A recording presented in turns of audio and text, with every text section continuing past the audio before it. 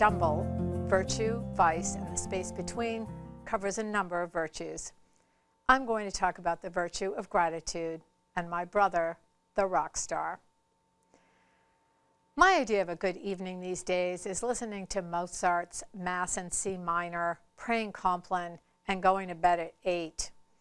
27 years ago, I stopped drinking and have barely been in a club since, which is why all the times my brother's punk rock band, The Queers, have come to Los Angeles, I'd never gone to hear them. Several years ago, though, Joe called from the road. The band was somewhere between Seattle and San Francisco, and they were playing the Whiskey Sunday. An early show, he hinted. We go on at 9. When I hesitated, he said, "Come on, I'll put you on the guest list. We'll hang out a little backstage before." I showed up at 7:30, expecting the worst, but the woman who stamped my hand at the window couldn't have been more pleasant. The bouncer smiled, and when I asked the guy at the merch booth for Joe, he said, "Are you his sister? Come on upstairs." Aha, I thought as we walked down a narrow hallway. This is where the mayhem will begin. Drug dealers, groupies. Instead, when we turned into a black coffin-like room, it was only Joe reading in a corner. "Hey, look who I found," the roadie said, and the way Joe looked up from his book and smiled. Well, I must say there was hardly anything better than getting a hug from your little brother. Philip, the bass player, and Dave, the drummer, wandered in, and we sat around eating tortilla chips, drinking Diet Sprite, talking about the distance from Denver to Vegas, Phoenix to Austin. I pictured them having an orgy, and instead the poor guys looked like they could all use a good nap. When it was time to go downstairs for the show, the young folk weren't lurching around, throwing up and cursing as I'd imagined. When the Queers took the stage, the crowd was watching with something close to reverence. Within minutes, I myself was riveted. I couldn't believe that charismatic lead guitarist singing smart, funny songs with catchy harmonies and Beach Boys licks was my kin. Smoke rolled off the stage, lights flashed through the darkness. I could feel the bass thumping all the way up through my chest.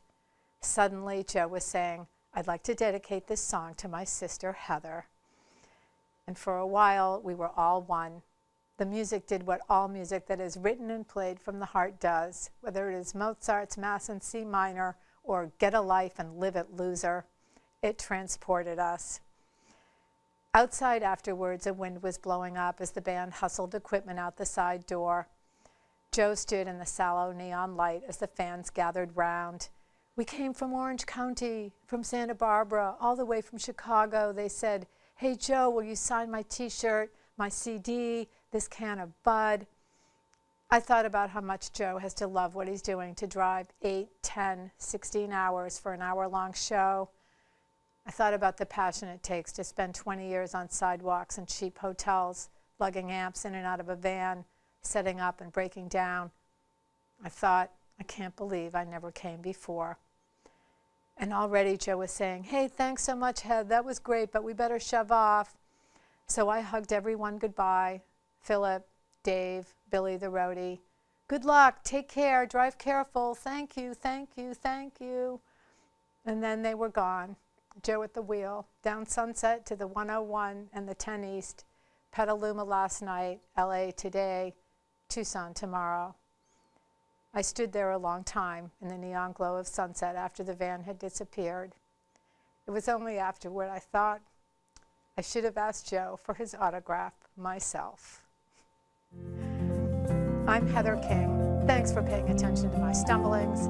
Be sure to buy my book and to learn about my new improved stumblings at heather-king.com.